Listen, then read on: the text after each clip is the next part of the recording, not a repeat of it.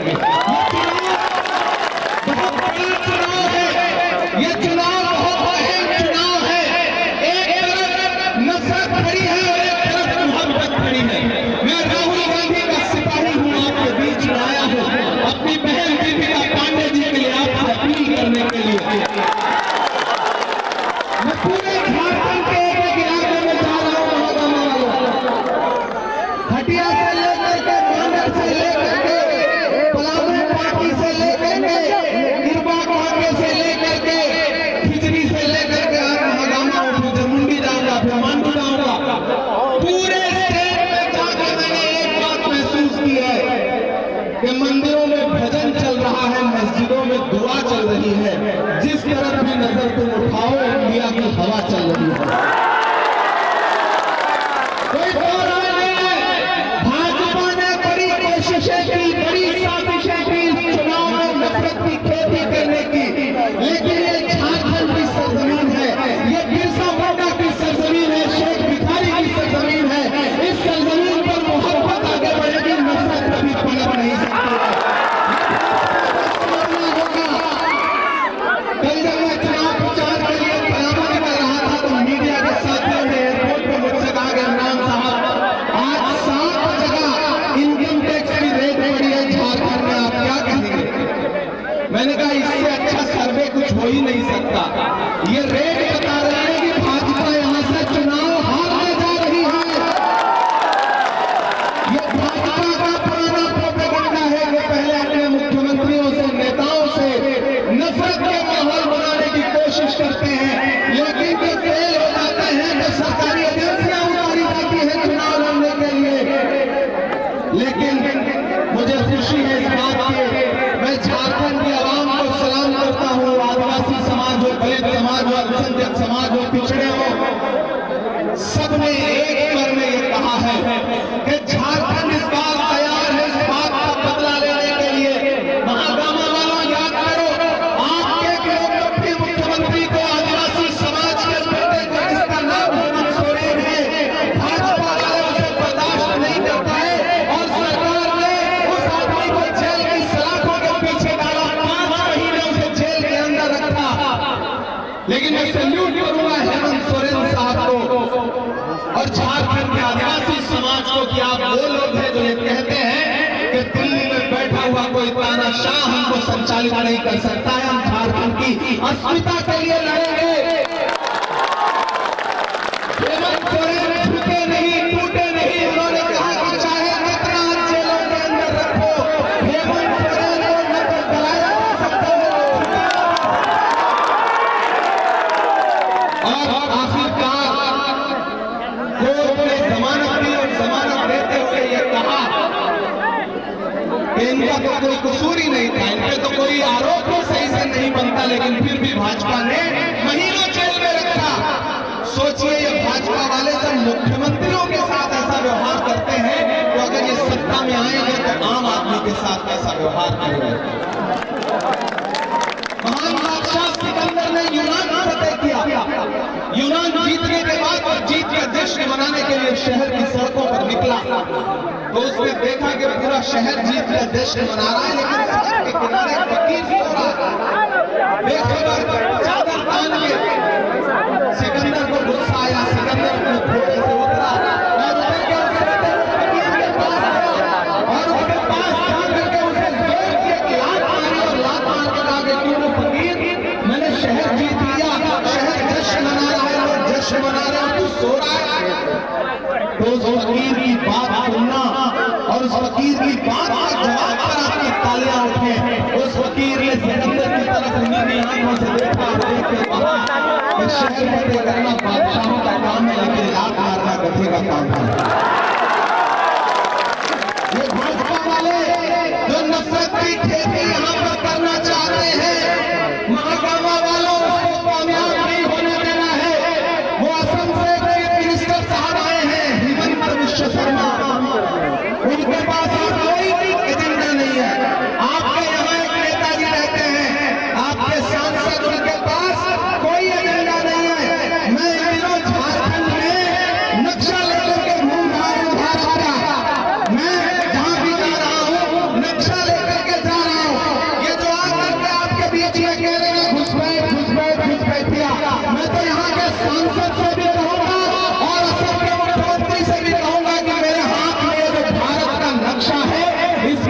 ये है झारखंड। मैं चैलेंज करता हूं, आइए डिबेट करिए, ये नक्शा लेकर बहस करने को तैयार हूं। बताइए इस झारखंड की कौन सी सीमा है जो जाकर के किसी और देश को लगती है?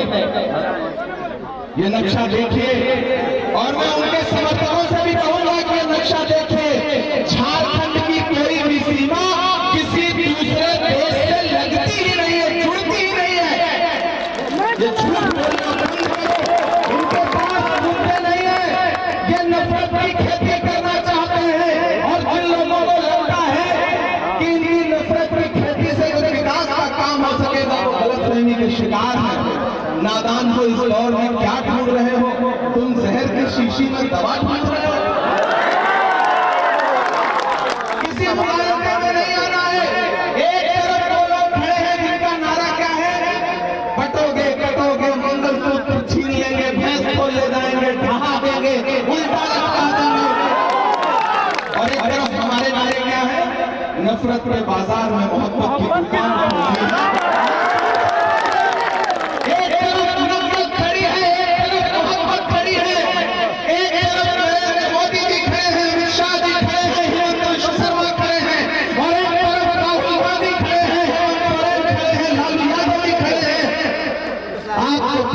कि नफरत के साथ जाना है या मोहब्बत के साथ जाना है। मैं अपनी बहन के लिए आपसे अपील करने आया हूं, हजारों किलोमीटर दूर से मेरे भाइयों, ये लड़ाई बहुत बड़ी है। इस लड़ाई में एक भी वोट इधर उधर कहीं देने का मतलब है भाजपा को सीधे फायदा पहुंचाना। मैं सैल्यूट करूंगा राहुल गांधी जी को। याद करिए वो नारा 4 का, और याद करिए उस समय भाजपा के नेताओं के भाषण, चाहे अनिल ठेकरे हो, चाहे लालू सिंह हो, चाहे दिया मित्रा हो, चाहे अरुण गोविल हो, एक नारा था उनका कि हमें बहुमत तो हमें संविधान बदलना है। लेकिन ये तो भारत की जनता का आधार कि 400 पार का नारा लगाने वालों को 240 पे पटक दिया। मजबूर होकर के उन्हें बैसाखियों का सहारा लेना पड़ा। एक बैसाखी आंध्र प्रदेश से चंद्र बाबू, एक बिहार से नीतीश बाबू। एक पैसा की छिटकी सरकार की जान अटकी, एक पैसा की हटी सरकार गई। इसलिए मैं आप सबसे अपील करने आया हूं कि जो झारखंड का महाराष्ट्र का चुनाव है ना, ये इस बात का आने वाले वक्त में फैसला करेगा कि जो दिल्ली से रिमोट कंट्रोल के जरिए नफरत परोसने की कोशिश की जा रही है उसकी कोशिश कितनी है। मुझे पता है धूप बहुत तेज है, और इस धूप में आप गर्मी में पिछले कई घंटे से पसीने में खड़े हैं। मैं भी पसीने में खड़ा हूं। नया पाने की चाहत तो पुराना छूट जाता है। तुझे अपनाऊं तो मुझसे जमाना, अरे इसकी जरूरत है। आप पसीने से बचे रहे। हम नई नस्ल के लोग हैं, हम नए नौजवान साथी हैं।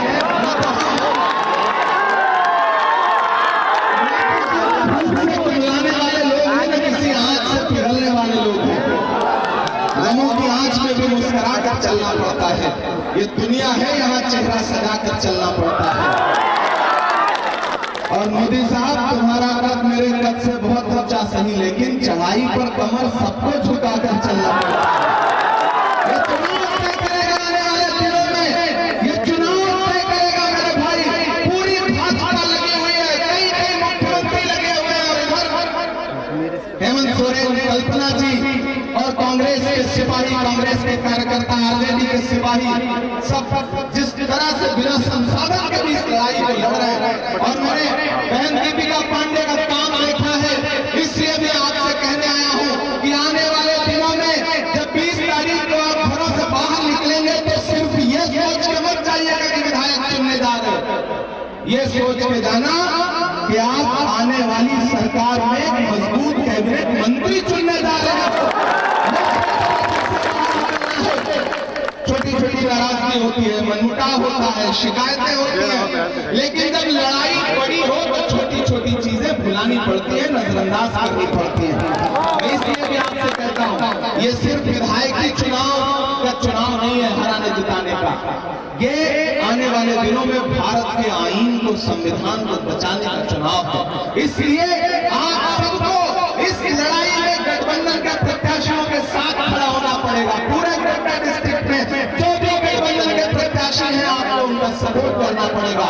मैं आपसे अपील करता हूं मेरे भाई, इस चुनाव में मैंने कहा ना, मैं बहुत दूर से आया हूं, नया पाने की चाहत में पुराना छूट जाता है, तुझे अपनाऊं तो मुझसे जमाना रूठ जाता है। मोहब्बत पढ़ने लिखने में बहुत आसान है, लेकिन मोहब्बत को निभाने में पसीना छूट जाता है। आप घंटों से यहाँ खड़े हैं इस तख्ती दोपहरी में, मेरी मोहब्बत में, दीपिका जी के समर्थन में, राहुल गांधी के लिए।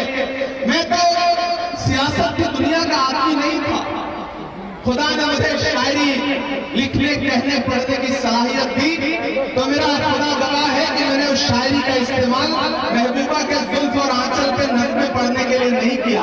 मैंने अपनी शायरी का इस्तेमाल नजीब की माँ के आंसुओं के लिए किया, की माँ के आंसुओं के लिए किया, तबरेज़ अंसारी की आवाज उठाने के लिए किया।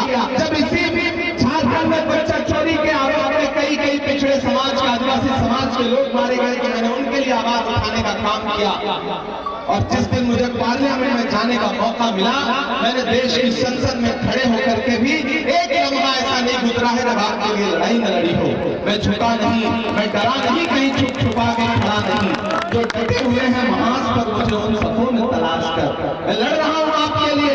और उस बुनियाद पर आपसे कहने आया हूँ कि मैं राहुल गांधी का सिपाही हूँ, राहुल गांधी के कंधे से कंधा मिला करके इस मुल्क में नफरत के खात्मे की लड़ाई लड़ रहा हूँ, संविधान को बचाने की लड़ाई लड़ रहा हूँ। उस लड़ाई में बहन दीपिका पांडे भी हमारी एक सहयोगी हैं।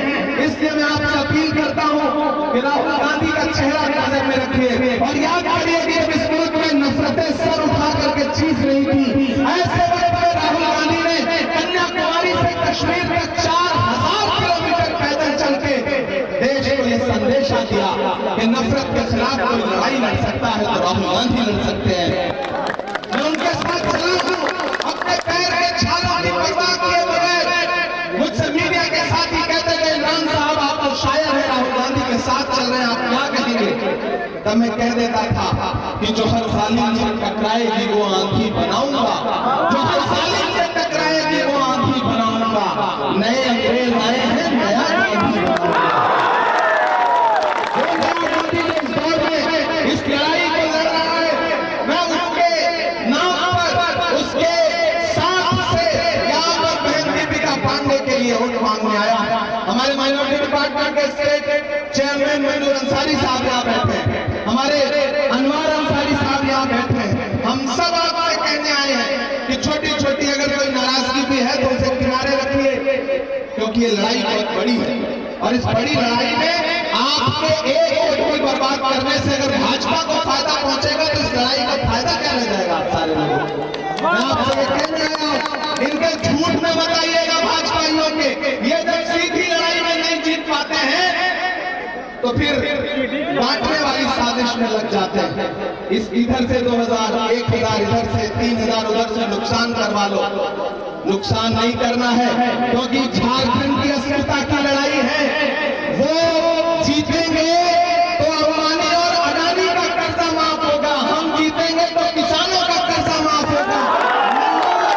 नया सम्मान योजना में 1000 से बढ़ा के 2500 रुपए किया जाएगा। अगर हम जीतेंगे तो कांग्रेस की गारंटी है कि 24 जिले में 24 इंजीनियरिंग कॉलेज, 24 मेडिकल कॉलेज